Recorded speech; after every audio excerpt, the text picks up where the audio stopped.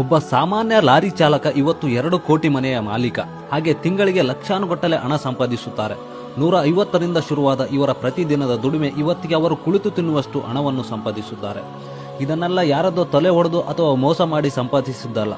ಜೀವನದಲ್ಲಿ ಅದೆಷ್ಟೋ ಏಳು ಬೀಳುಗಳನ್ನು ಕಂಡು ಅವರು ಮಾಡುವಂತ ಕೆಲಸಕ್ಕೆ ಗೌರವ ಕೊಟ್ಟು ಕಠಿಣ ಪರಿಶ್ರಮದಿಂದ ದುಡಿದ ಹಣ. ಇವರು ರಾಜೇಶ್ ರವಾನಿ, ಮೂಲತಃ ಜಾರ್ಖಂಡ್ನವರು. ಸಾಧಾರಣ ಕುಟುಂಬದಲ್ಲಿ ಹುಟ್ಟಿದ ಇವರು 5ನೇ ತರಗತಿಗೆ ಶಿಕ್ಷಣದಿಂದ ದೂರ ಉಳಿತಾರೆ. ತನ್ನ ತಂದೆಯ ಮರಣದ ನಂತರ ಇಡೀ ಕುಟುಂಬದ ಜವಾಬ್ದಾರಿ ಇವರ ಮೇಲೆ ಬೀಳುತ್ತದೆ. ಸಣ್ಣ ವಯಸ್ಸಿನಲ್ಲಿಯೇ ಲಾರಿಯ ಕ್ಲೀನರ್ ಆಗಿ ತಿಂಗಳಿಗೆ 500 ರೂಪಾಯಿಗಳನ್ನು ಕಳಿಸುವಂತ ಸಂದರ್ಭವನ್ನು ಕಂಡವರು. ಅದೆಷ್ಟೋ ತಿಂಗಳುಗಳ ಕಾಲ ತನ್ನ ಮನೆಯನ್ನು ತೊರೆದು ಜೀವ ಕೈಯಲ್ಲಿಯೇ ಹಿಡಿದುಕೊಂಡು ಲಾರಿಯ ಜೊತೆಗೆ ಪಯಣ ಬೆಳೆಸುತ್ತಿದ್ದರು. ಕಾಲಕ್ರಮೇಣ ಶ್ರದ್ಧೆ ನಿಯತ್ತಿನಿಂದ ಲಾರಿ ಚಾಲಕರಾಗಿ ತಮ್ಮ ಕಾಯಕವನ್ನ ಮುನ್ನಡೆಸುತ್ತಾರೆ. ಕಠಿಣ ಪರಿಶ್ರಮದ ಫಲ ಮುಂದೆ ಸ್ವಂತ ಲಾರಿಯನ್ನ ಖರೀದಿಸುತ್ತಾರೆ. ಹಾಗೆ ತಮ್ಮ ಮಕ್ಕಳ ಮಾರ್ಗದರ್ಶನದ ಮೂಲಕ ಯೂಟ್ಯೂಬ್ ಚಾನೆಲ್ ಅನ್ನ ರಚಿಸುತ್ತಾರೆ. ತಮ್ಮ ಪಯಣದ ಸಮಯದಲ್ಲಿ ತಮಗೆ ಬೇಕಾದ ಅಡುಗೆಯನ್ನು ಲಾರಿಯಲ್ಲೇ ತಯಾರಿಸಿ ಯೂಟ್ಯೂಬ್ನಲ್ಲಿ ಬಿಡುತ್ತಿದ್ದರು.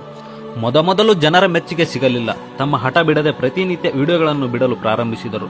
ಅಡುಗೆಯ ಜೊತೆಗೆ ಚಾಲಕರ ಕಷ್ಟಕರ ಜೀವನದ ಬಗ್ಗೆ ಹೇಳಲು ಪ್ರಾರಂಭಿಸಿದರು. ಅವರ ಭಾಷಾ ಶೈಲಿ, ಅಡುಗೆ ಮಾಡುವ ರೀತಿ, ಚಾಲಕರ ಜೀವನದ ಏಳು ಬೀಳುಗಳನ್ನು ಹೇಳುವುದು ಜನರಿಗೆ ಬಹುಬೇಗನೆ ಇಷ್ಟವಾಗಲು ಶುರು ಮಾಡಿದವು.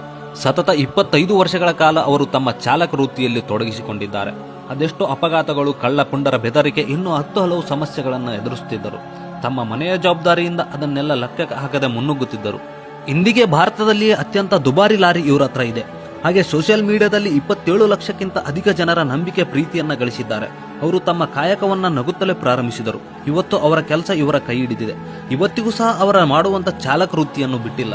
ಇವರ ಜೀವನದ ಕತೆ ಅದೆಷ್ಟೋ ಯುವಕರಿಗೆ ಸ್ಫೂರ್ತಿ ತುಂಬುವಂತದ್ದು. ಅಣ್ಣವರ ಒಂದು ಮಾತಿದೆ, ಕಸ ಗುಡಿಸೋ ಕೆಲಸ ಕೊಟ್ಟರು ನಿಯತ್ತಿಂದ ಮಾಡು, ಭಗವಂತ ಫಲ ನೀಡ್ತಾನೆ ಅಂತ. ನಾವು ಮಾಡುವಂತ ಕೆಲಸ ಯಾವುದೇ ಆಗಿರ್ಲಿ, ಆ ಕಾಯಕದ ಮೇಲೆ ಶ್ರದ್ಧೆ, ಭಕ್ತಿ ಹಾಗೆ ಕಠಿಣ ಪರಿಶ್ರಮ ಆಗಿದ್ರೆ ನಾವು ಕೂಡ ಜೀವನದಲ್ಲಿ ಏನಾದರೂ ಸಾಧಿಸಬಹುದು.